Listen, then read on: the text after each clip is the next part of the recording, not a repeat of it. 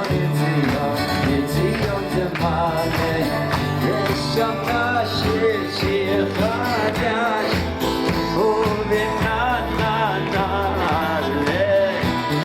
everybody, and thank you for coming in this weather. Appreciate it.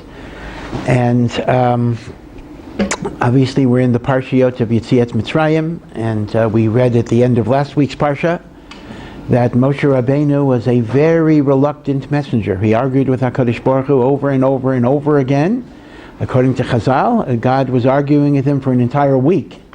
And Moshe came up with every possible argument why he shouldn't go. He said he's not worthy, he's not great enough, he doesn't speak well. And then he said, they're not worthy, they're not great enough, they don't deserve to be redeemed. And HaKadosh Baruch Hu finally convinces him. And Moshe says, he finally goes to Paro with Aaron, and Aaron is his interpreter. Aaron is his intermediary. And what happens is, Paro makes things worse. Not only does he not release the Jewish people, but in fact he says from now on they have to gather their own straw, and they still have to meet the quota of their bricks. So Moshe Rabbeinu is very perturbed, and of course the people are very angry at him. At one point they greeted him enthusiastically as a potential redeemer, and then he goes in and he makes life worse for them.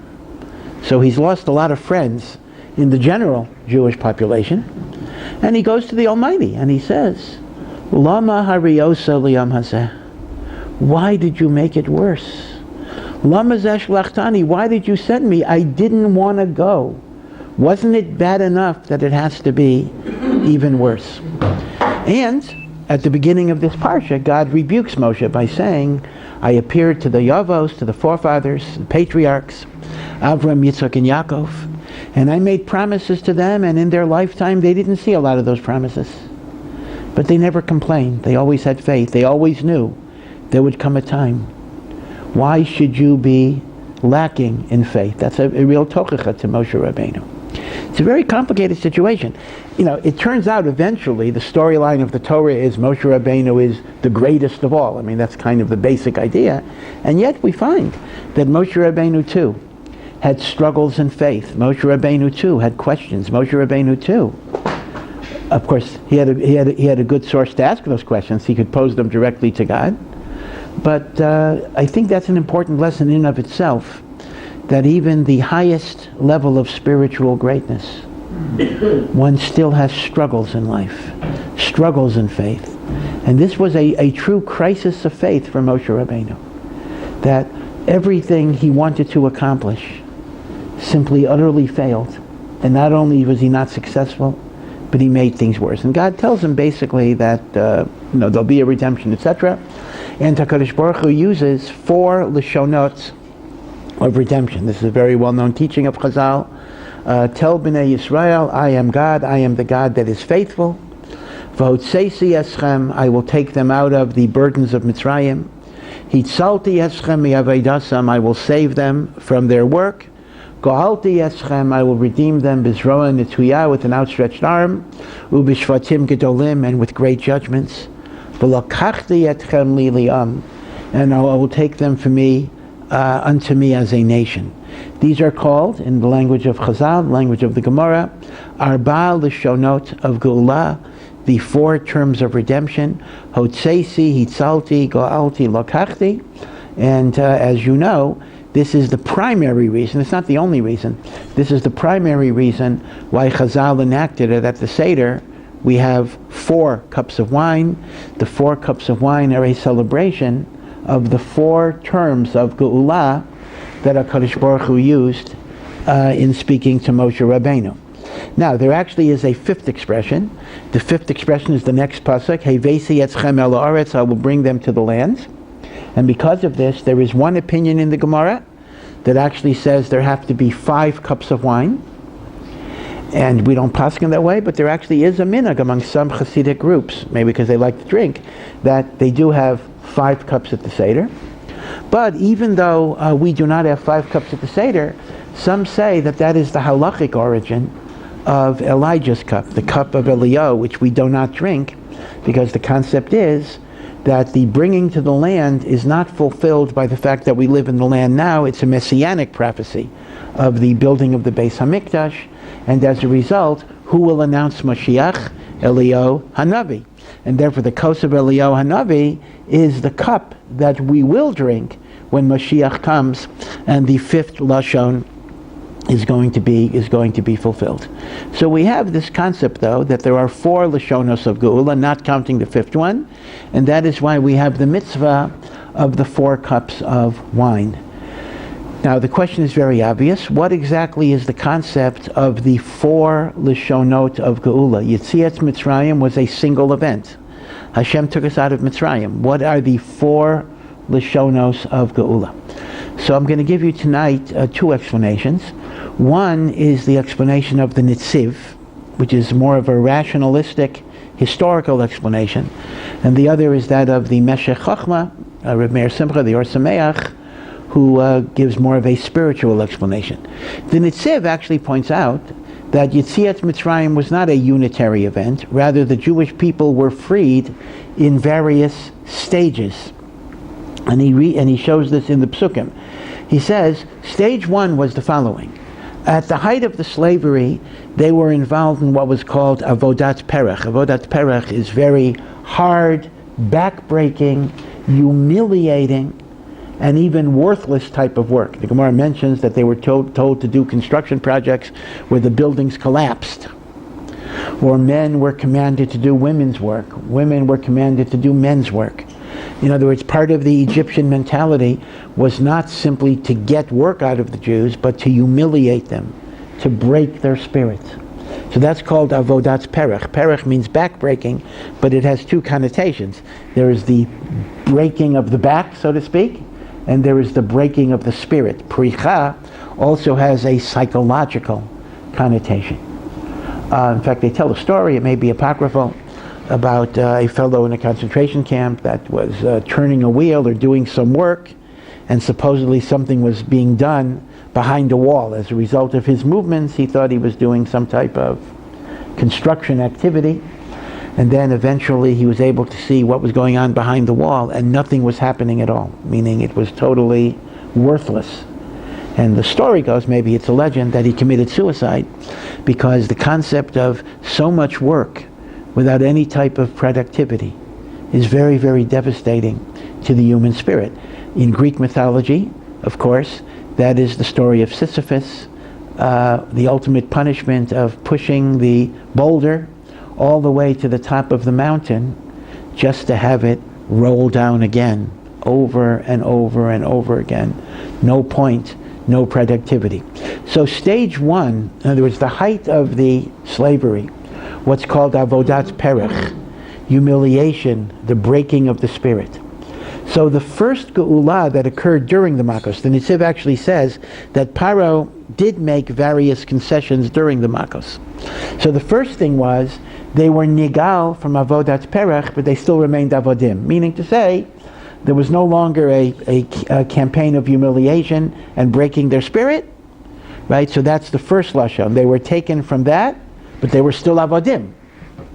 The second geula that occurred during the Makos, and the Nitziv is medayek, the Nitziv shows this by closely reading the verses, was that they were redeemed from being avodim, but they still were not allowed to leave Egypt. And according to Chazal, that actually happened on Rosh Hashanah before Pesach, meaning 6 months before Yetziat Mitzrayim, 6.5 months, they were no longer avodim. But they weren't given a passport. They couldn't leave. The third stage occurred, Pesach itself, when they left. And the fourth stage is when they received the Torah, and that was their purpose and direction in life. So the Nitziv basically says the 4 Lashonot of Geula, and the 4th Lashon is specifically Matan Torah, V'lokachti etzchem li liyam, I will take you unto me for a nation, is Matan Torah. So actually it's a post-Pesach redemption. But the Nitziv says Yetziat Mitzrayim took place, or the liberation of the Jews from slavery took place in 4 stages. First, they got out of the Avodat Perech. Second, they got out of Avodim. Third, they were able to leave. Fourth, they were able to be Mekabel the Torah. And again, without a chumash or without a blackboard or whiteboard or an overhead projector, it's hard for me to show you the exact wording, but the Netziv has a very, very beautiful and intricate exegesis of the terminologies that are used in the various makos to indicate that although the Torah seems to present Paro as an iron wall, no, no, no, no, no, until the very end, in fact, Paro was making various concessions throughout the various groups of the makos, albeit he didn't let us go until the 10th makkah, the plague of the firstborn. And that's why he is medayek in the language that the Torah uses in describing Paro's reaction to the makos. Again, a very interesting pshat, and historically this explains why we have 4 lashonot of Geulah. What's interesting is, though, that according to the Netziv, the 4th lashon of Geulah, the 4th cup, is actually keneged a post-Exodus event, Matan Torah. And that's fascinating because that goes back to the idea that Pesach is always linked to Shavuos. This itself is a very, very significant idea. Pesach is the holiday of freedom. Shavuos is the holiday of submission to God. Now, we start counting the Omer during Pesach itself. And in many ways, Pesach and Shavuos are treated as one long holiday. In fact, the rabbinic term for the holiday of Shavuot is Atzeret. Atzeret in the Mishnah does not mean Shmini Atzeres. Atzeres in the Mishnah means Shavuos. And what does Atzeres mean? Conclusion. Shavuos is the conclusion of Pesach. Ad Kedei Kach, that the Ramban remarks that the 49 days of counting of the Omer are considered to be Chol HaMoed, as if to say, Pesach has its own Chol HaMoed, but essentially you have one long holiday, Pesach Shavuos, and all the days of the Omer are considered to be Chol HaMoed. Now you got to be careful not to take this overly literally. If you tell your boss, for example, you don't work Chol HaMoed, and you don't show up between Pesach and Shavuos, you may not have the job waiting for you at that particular point, but spiritually it's one holiday. Now why is that so? Because the essence of the Torah's teaching is freedom has meaning only when it is coupled with responsibility and submission to God. A freedom that is not linked to submission is worthless, and not only worthless, but it's destructive. It's important to understand this very basic, really simple idea. Freedom cannot be a purpose of life. You can't say the purpose of my life is to be free. Free to do what? Free to be what?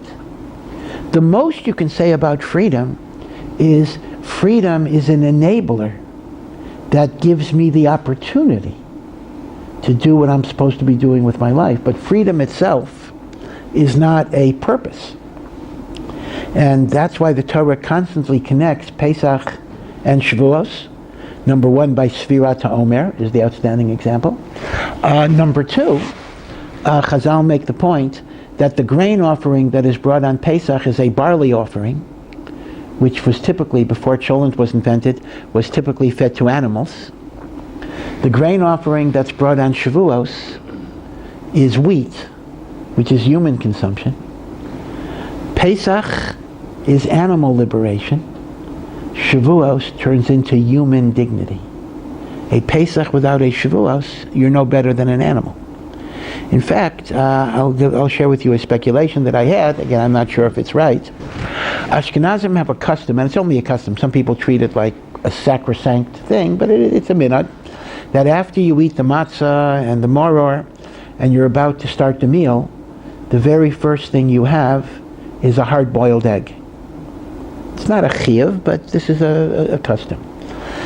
And the reason why we have a hard-boiled egg, again, there are a few reasons, is that a hard-boiled egg, because of its oval shape, is the food that we give a mourner, right? Right after the levaya, the first thing the mourner eats is a hard-boiled egg, or it could be a lentil, it could be a bean as well, but it has to be something oval, because that represents the wheel of life, that even though there are difficult times, even though there are hard times, but life does get better. Do not despair. Right? So the egg is a food of comfort. It represents what is called Galgal HaChozer, the wheel that turns.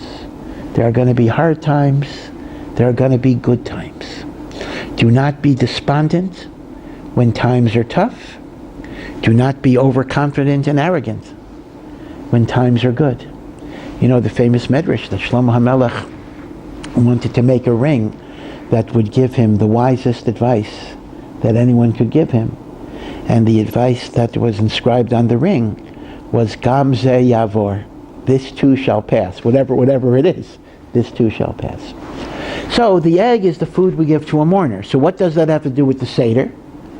Because the night of the Seder is the same night later in the year of the 9th of Av. Meaning if the Seder is Sunday night, Monday is the first day of Pesach, Tisha B'Av will be Sunday night, Monday, etc.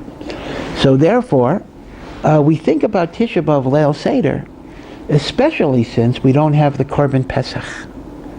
And we think about that, and we yearn for it, and we pine for it, and we even have a little bit of sadness. Now, in Judaism, there's never any coincidences. Why would it be so, based on the Jewish calendar, that it is inevitable that the night of the Seder is always the night of the 9th of Av? So here is my speculation. I don't have any source for it. And that is the following. The first night of Pesach is the only part of Pesach that is not yet linked to Matan Torah, because we don't begin counting the Omer till the second night. So night 1 represents pure freedom that is not yet connected to responsibility. So what's the lesson? A freedom that is not connected to Torah leads to Tisha B'Av, leads to Chorban, leads to Galus.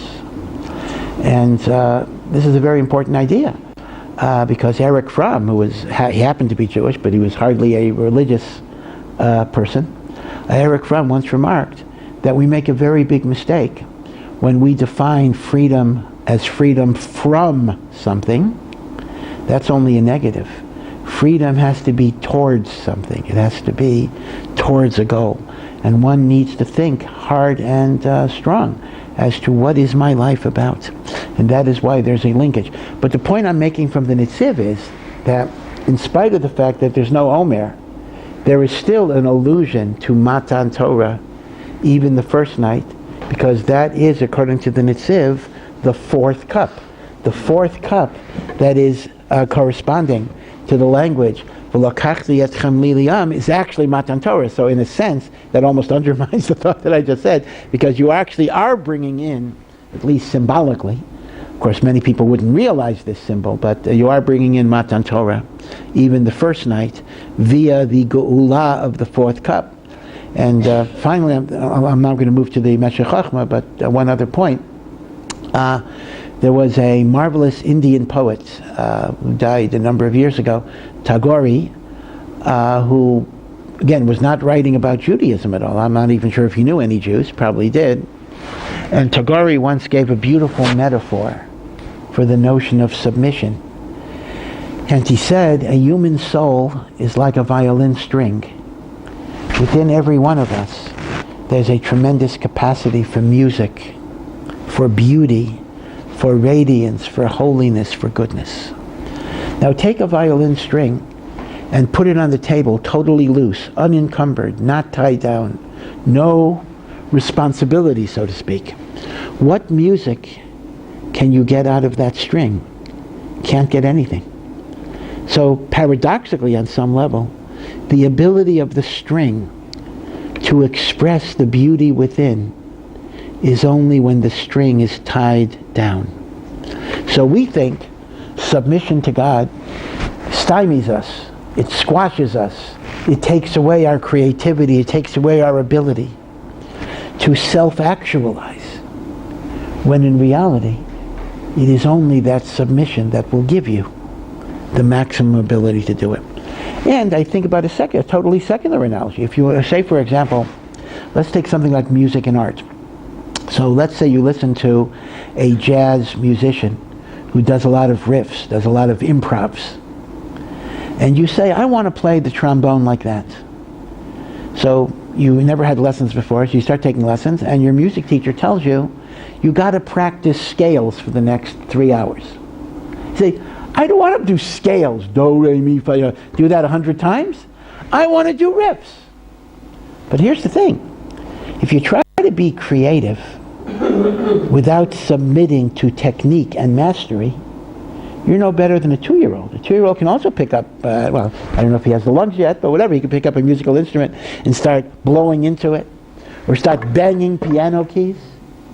So one has to understand that the ability even to be creative, the ability to improvise, the ability to be individualistic is also a function of first submitting yourself to a certain regimen and a certain discipline, and then you can fly. If you simply want to fly without first being grounded, you go into the stratosphere and you simply disappear.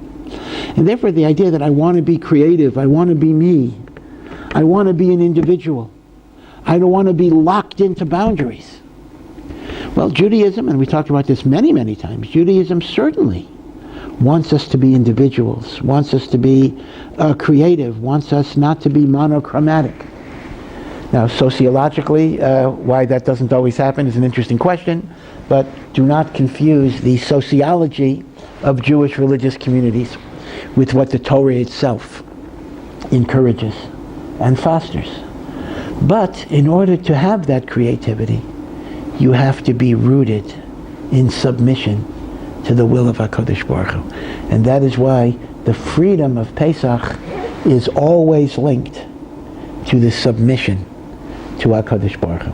And the Nitziv locates that in the 4th Lashon of Geula. Okay, so that is kind of the Nitziv's understanding of the 4 Lashonot of Geula.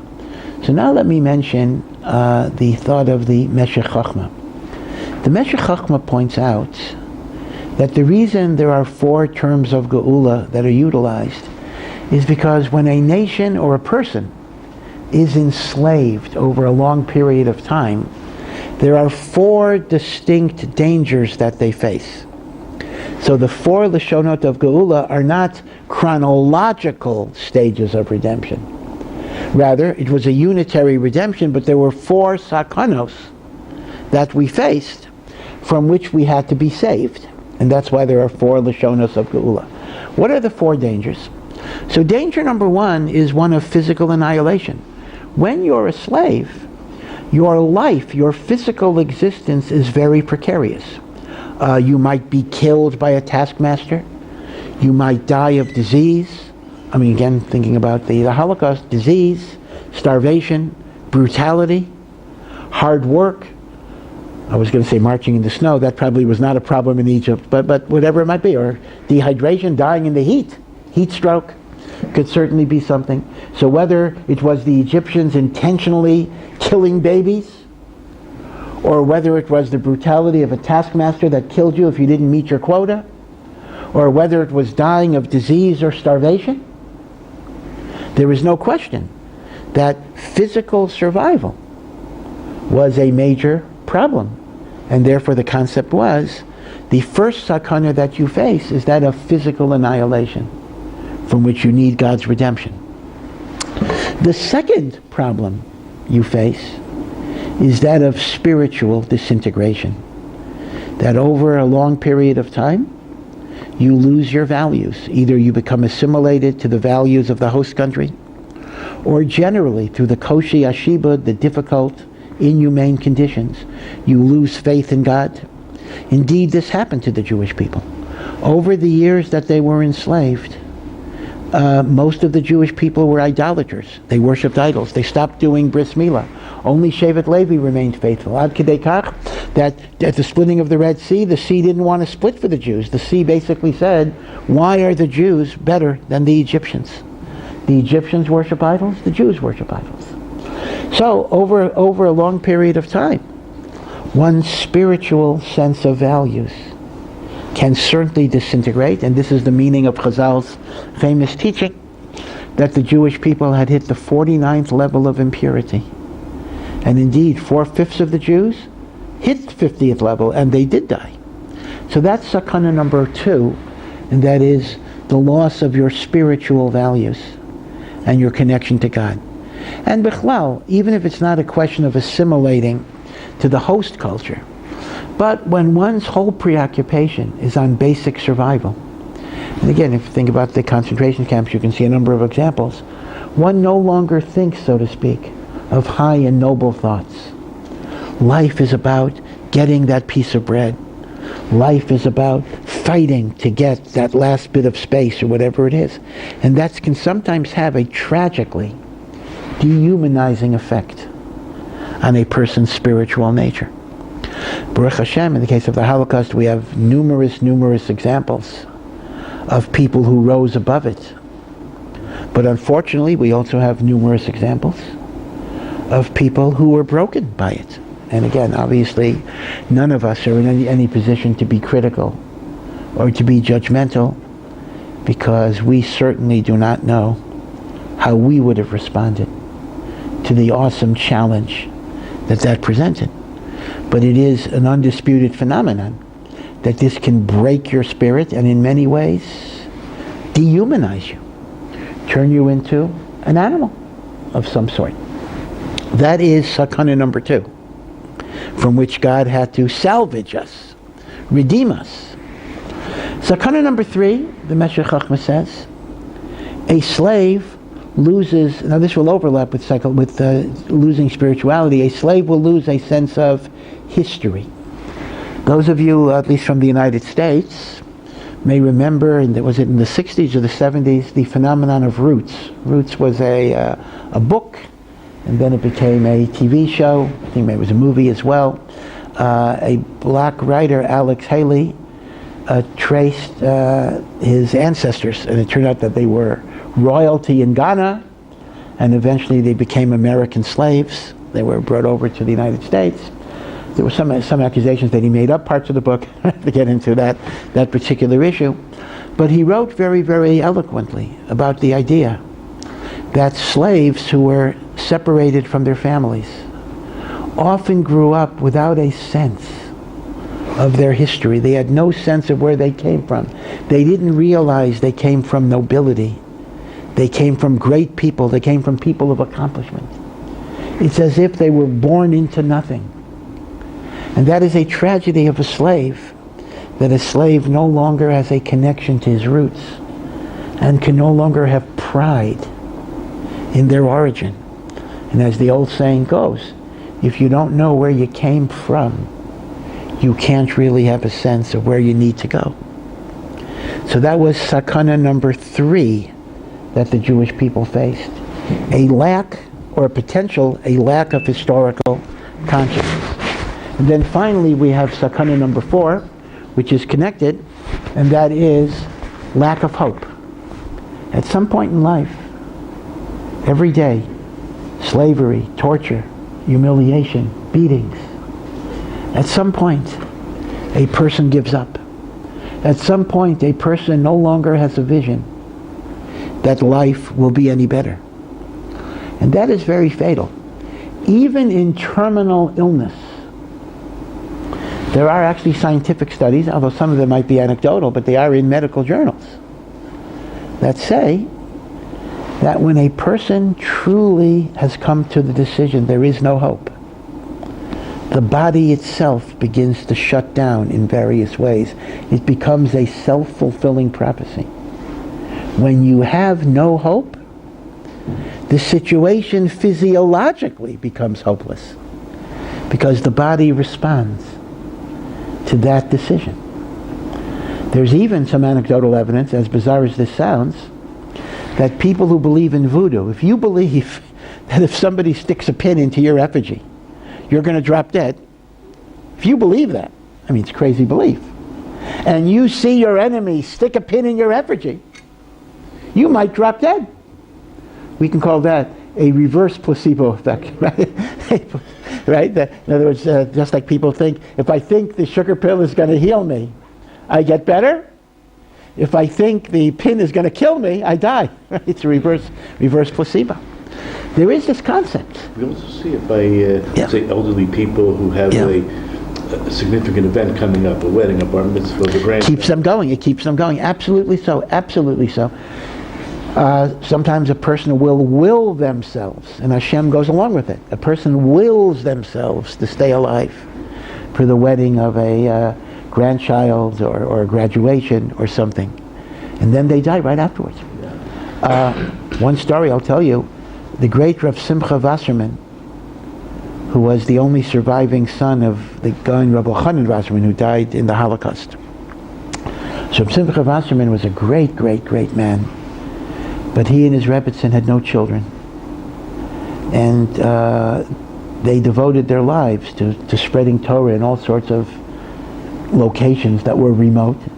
And when he said, it's not good for you, for us to travel, she said, if God did not give me children, it's because you should have the time and the energy to spread Torah. She was an utterly selfless woman. When her husband died, she said the following. She said this: I do not want to live anymore because I cannot live without him. But a man like him needs somebody to sit Shiva for him. It can't be that nobody will sit Shiva for him. So she sat Shiva for him. The day after Shiva, she died. She completed Shiva and she died. I mean, she literally said, I have to sit Shiva for him because he was such a great man, which indeed he was. So that's an example of someone willing themselves. I'll die after Shiva. Amazing. The mind-body connection is something that, even as physicians, can't fully understand. But this is the idea of hope. Hope. And a slave at some point loses hope. And when you lose hope, you become irredeemable. So the Meshech Chochmah says the following. The notion that there are 4 Lashonot of Geula corresponds to 4 sakanos that we face. The sakana to our physical life. The sakana that spiritually we will become dehumanized and lose our values of generosity and caring. The sakana that we will not be connected to our history. And the sakana that we will lose hope that there will ever be a better future. So now, listen to what the Meshech Chochmah says.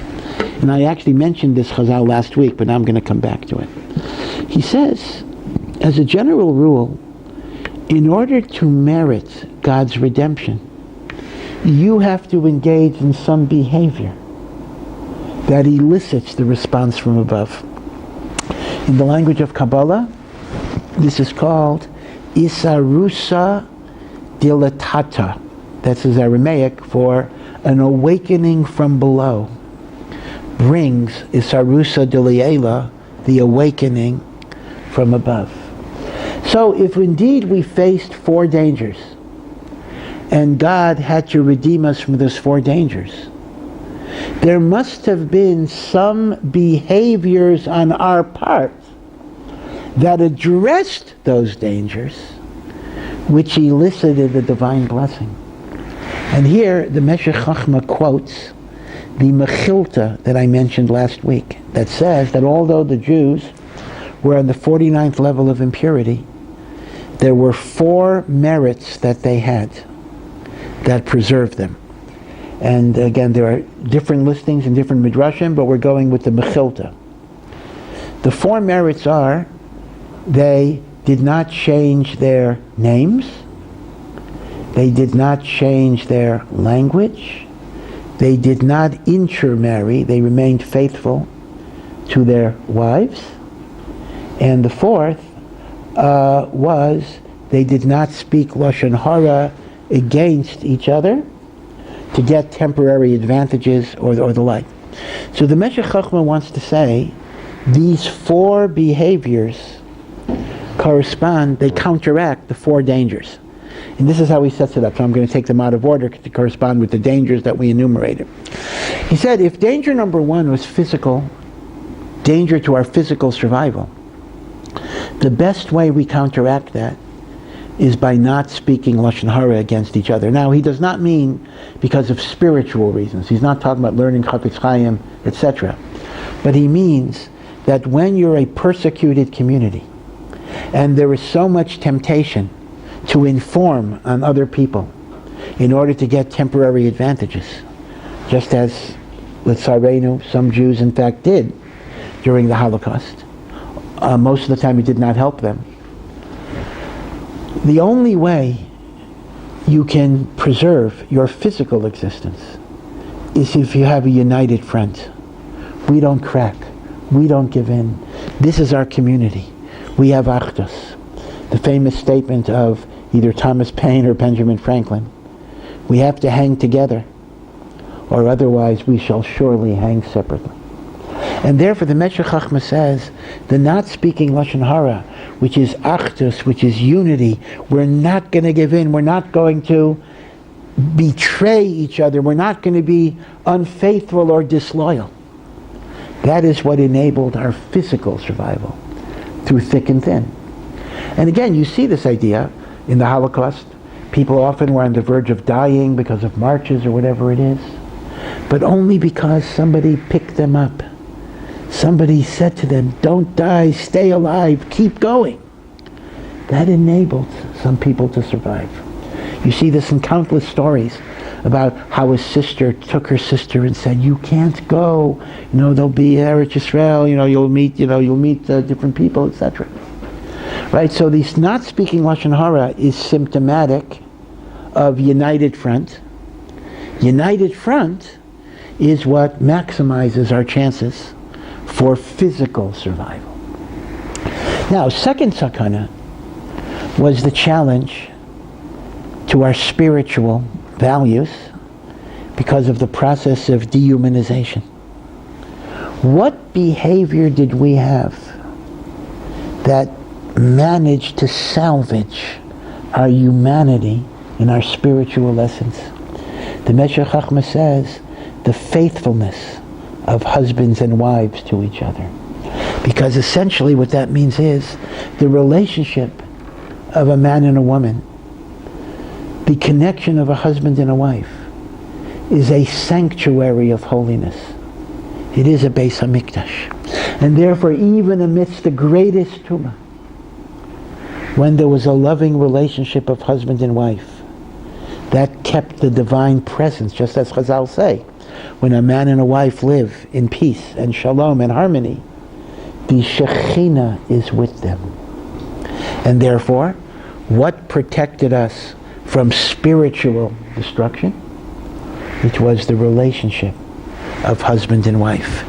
Ish ve'isha Shekhinah shuriyah beinayim. That is why, as you've heard in countless Sheva Brachos, Ish and Isha have the same two letters of Aleph and Shin, but Ish has a Yud, Isha has a Hey. Yud and Hey are one of God's names. Ka, we pronounce it. So what that means is, when God is in the marriage, everything's wonderful. Take God out of the marriage, you have Eish. Eish is a destructive fire of selfishness and egotism. So now you see where the Meshech Chochmah is going. The Meshech Chochmah is going with the idea that what protects us physically is our unity and togetherness. What protects us spiritually is the strength of our marital bonds. Now the third sakana was lack of history, not being connected to the roots. Here the Meshech Chochmah says this could be addressed by not changing their names. He makes the point, now again this may be a little anachronistic, so it's a little of a problem for me, that Jews historically name after ancestors. Although again, I think there's a problem because you don't necessarily see that in Tanakh. But if you go with the idea that we name people after ancestors, Sephardim do it even after ancestors who are alive. Ashkenazim do it only after people that are dead, but that makes no difference. It's still named after people of the past. What that does is, that reminds every child that you don't come from nowhere. You come from an Avram, a Yitzchak, a Yaakov, a Moshe, a Sarah, a Rivka, a Rachel, a Devorah, and Esther. It connects you to the past. It reminds you that you come from something. And even if a person is a ger, so they don't physically, genealogically come from something, but their name is a spiritual connection. I am spiritually, I am a child of Avram and Sarah, because I embrace the teachings of Avram and Sarah, and therefore they are truly my father and my mother. Perhaps even more so than somebody who might be born but does not connect to those teachings.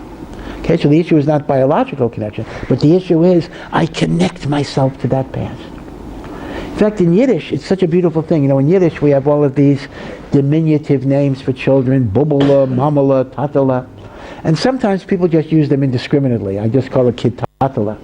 But think exactly what those words mean. Tatala is when a child was named after your father. Tatala means little daddy, little mommy, little bubby, little Zaidi. What is that telling a child? He says, you know, you're named after somebody very special, somebody very good, someone that we have so much kavod for, we don't even refer to them by name, but we just call Zaidi, Bubby, Abba, Ima, Mamala, Tatala. Those are not just, interchangeable terms of endearment. They actually have specific meanings. So the Meshech Chochmah says, the concept of not changing names is your linkage to history. And that gives you strength and courage to go on. Because I don't come from garbage, as a slave might think. I come from greatness, either genealogically or spiritually. Now, the final sakana was lack of hope. Things will not get better, over and over again, every day. Torture, abuse, humiliation, work. Go to sleep for a few hours, start the same thing over and over again, never ending. Well, think about the notion of not changing a language. There are a lot of languages that are kind of dead languages. Latin, now around 50, 60 years ago, Latin was a very commonly taught language, and in fact in some professional schools you needed to learn Latin. And until recently, I think that at least the valedictorian addresses in Harvard required 3 speeches by different people, one in Greek, Latin, and Hebrew. In addition to somebody, I guess 4, I guess somebody did it in English as well. But that's not true anymore. Latin is more or less a dead language. Even within the Roman Catholic Church, some of the old Catholics are against it, but the official doctrine of the Roman Catholic Church is that Mass may be pronounced b'chol lashon, just like Kriya Shema can be b'chol lashon, lahavdil, Mass can also be b'chol lashon. Now, think about this. Latin was the language of the Roman Empire, the most powerful empire that the world has probably ever known. The biggest, the richest, the most powerful. It's a dead language. I mean, we have Latin dictionaries, but it's more or less a dead language. Why aren't people trying to revive Latin? Because we don't anticipate there will be a resurgence of the Roman Empire. Yale University produced an Assyrian dictionary, to be sure, but we don't really have people clamoring to take courses in Assyrian. Because, frankly, there's not going to be an Assyrian Empire. So, languages are spoken only when there's kind of a reasonable possibility that these will become a civilization that will use this language. So think about it. We're languishing as slaves in Mitzrayim, generation after generation. But we continue to teach and speak to our children in Lashon HaKodesh. What are we communicating to those slave children? We're telling them, yes, we're slaves, but we're speaking this language, Lashon HaKodesh, because there will come a time that we're going to be redeemed.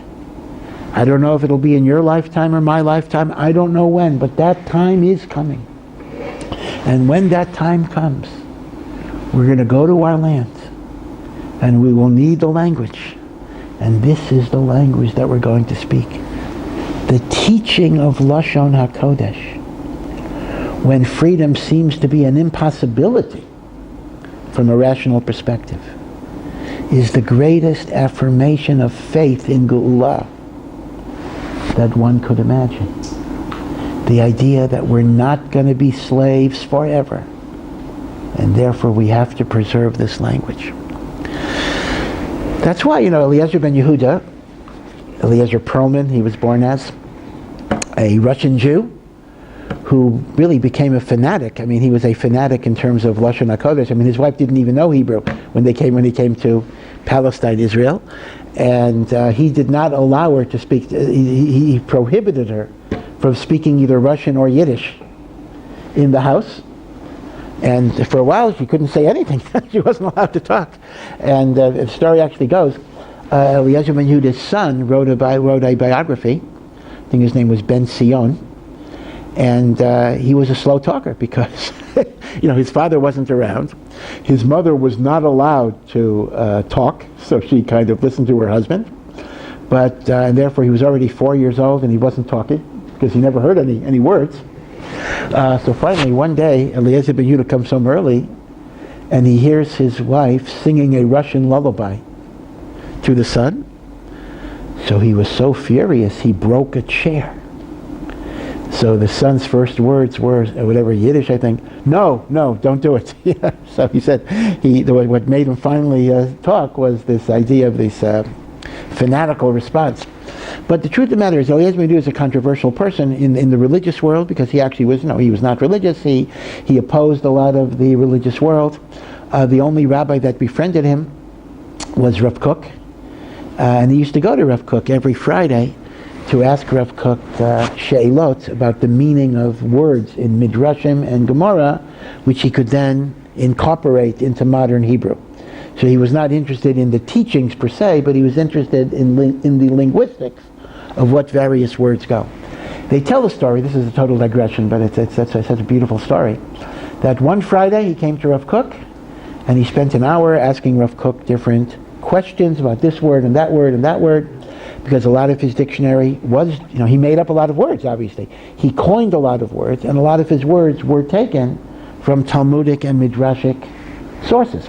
That's why, by the way, if you ever get a hold of his dictionary, Eliezer ben Yehuda's dictionary, like 11 volumes, it is actually a very interesting book to read, because he actually gives you etymologies of all the words he made up, which is quite interesting.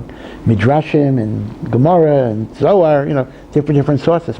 But the story goes that after he spoke to Rav Kook that Friday, Rav Kook said to him, in Ivrit of course, Eliezer, Efshar Hazman Higia Lasot Tshuva. Maybe the time has come to do tshuva. How about it? And Eliezer answered, Efshar Shaharav Tzodek. Perhaps the Rav is correct. That Friday night, Eliezer ben Yehuda died. In Yerushalayim, as the custom is, we do Levayas right away. So the Levaya was Motzei Shabbat. It was well attended, but not by the religious community. None of the Rabbanim came, except, they say, Rav Kook came. And Rav Kook's hesped was that the Rambam says even if a person does tshuva right before their death, they are considered as righteous in the eyes of God. And Eliezer ben Yehuda he considered to be a Baal Tshuva by the words Efshar Shaharav Tzodek. This is Rav Kook. Rav Kook was the great optimist who always put a positive spin on everything.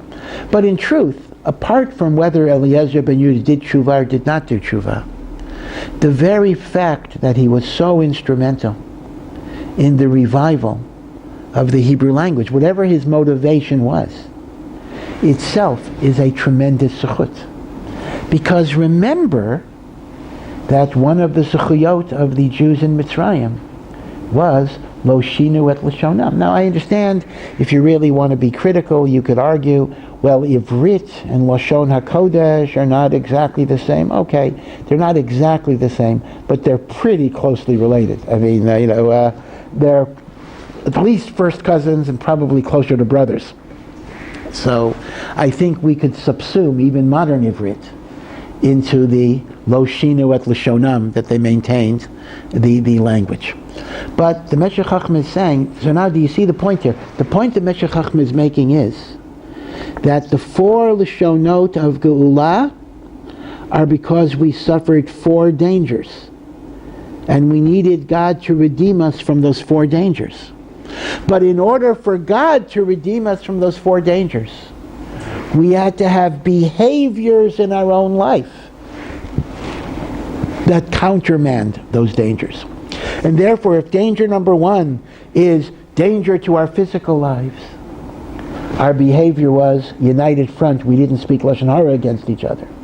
If danger number 2 is the dehumanization of losing the essence of refinement and goodness and care, that was faithful to our wives. The preservation of that marital bond kept you a human being.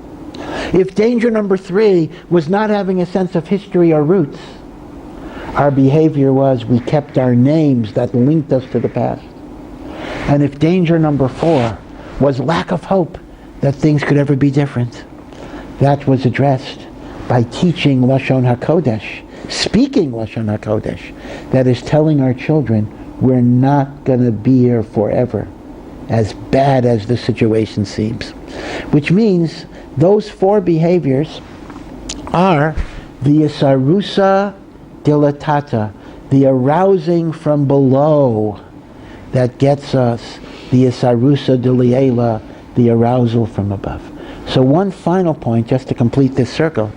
We know that the 4 cups of wine are positioned in 4 different places in the Seder, right? The first cup of wine is drunk after Kiddush. The second cup of wine is drunk after we conclude the Haggadah, the Magid, the narrative of Yetziat Mitzrayim. The third cup of wine we recite benching over Birkat HaMazon, and then we drink it. And the fourth cup of wine we recite Hallel, and then we drink it. By the way, it's important to understand this. You're not just drinking the wine, you're reciting things over wine. So the first cup, we recite Kiddush over a cup of wine. The second cup, we recite Haggadah over a cup of wine. The third cup, we recite benching over a cup of wine. The fourth cup, we recite Hallel. In other words, this is halachically important. If a person were to say, for example, I'm going to recite the Haggadah, and when it's time to drink the wine, I'll pour a second cup. Like, you might wonder, why does the Haggadah always say, like by the Manishtana, pour the second cup? You might think, hey, I'm not going to drink for another hour. No, this is very important. The mitzvah of Arba Kosos is not simply to drink the wine, it is to recite portions of the Haggadah over a cup of wine. I recite Kiddush over wine, I recite Haggadah over wine, I recite Birkat HaMazon over wine, I recite Hallel over wine. In fact, briskers have a chumrah that the wine that you drink has to be the same wine that you recited. So they say the following: if I recited Haggadah over a cup of wine, and then that cup of wine spilled, and I got to fill another cup, I got to say the Haggadah again. Because drinking the other cup doesn't count, because that's not the cup of wine over which I recited Haggadah. Right? Amazingly. That's how machmer they are. A bit left in the cup you could... It could be, maybe, if there's something left. But the idea, and most of the time I guess there would be, but that's how important the recitation is. So listen to the Meshech Chochmah's final point. He says that if we have 4 Lashonot of Geulah, and they correspond to 4 dangers, and they are addressed by 4 responses on our part, this actually explains what each cup means in the Seder itself. Because cup number 1 is Kiddush. Kiddush is sanctification. Sanctification refers to the relationship of husband and wife, which indeed, what is one of the terms for marriage? Kiddushin.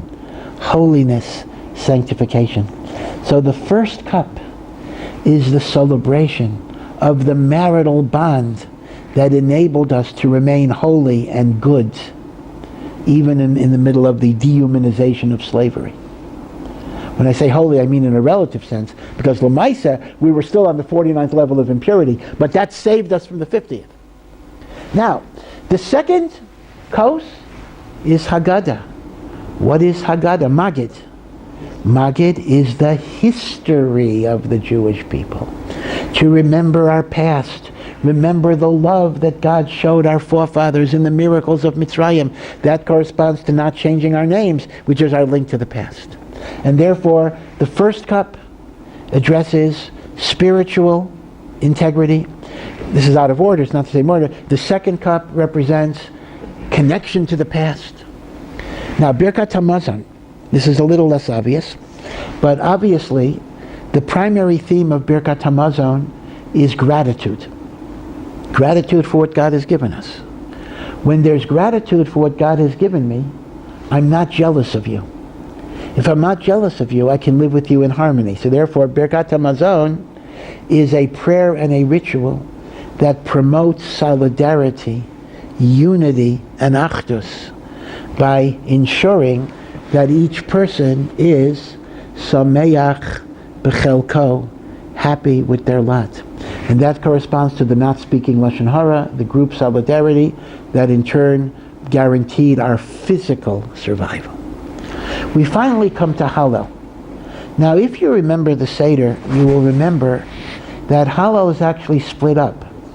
There is 2 paragraphs of Hallel that we recite before the second cup as part of the Magid, and then there is the rest of Hallel that we recite after the meal. And that Hallel, people often, sometimes, if one is not so knowledgeable, they sometimes skip that part of the Seder. That's very, very sad. That's a very, very important part of the Seder. And why is the Hallel split?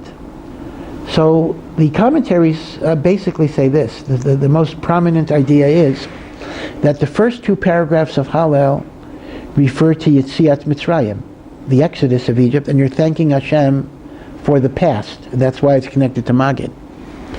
But the Hallel that you're saying after the meal is no longer focused on the past. It is looking to the future. It is the Hallel of Mashiach, the Hallel of redemption. That is why it is introduced by opening the door for Eliyahu Hanavi, who is the announcer of Mashiach. So, what is the Hallel about? Hope. Faith. So it's a beautiful symmetry here. 4 dangers, 4 redemptions, 4 behaviors, and 4 positionings of that cup in the Seder. Spiritual salvation, physical survival, connection to the past, hope for the future. That is the Hallel of afterwards. And that's why there is something very magical about the Hallel after the Seder, because it really is the Hallel of Mashiach. The downside is, this is maybe part of the problem. Well, number 1, it's late. Number 2, you've already had 3 cups of wine, so you're a little intoxicated. But number 3, you're not allowed to be mopsic. So in the Magid, we have all sorts of discussions and commentaries. Once you're saying the Hallel, you're not allowed to interrupt the Hallel. So as a result, there's less opportunity. There's no opportunity, really, for discussion. So you have to compensate by singing it. So if you're up to it, it's a very beautiful thing to bedafka sing the Hallel of Leil Pesach, and that gives you more of a sense that you're connecting yourself to a messianic experience. So you should all have a good week, and again, thank you for coming.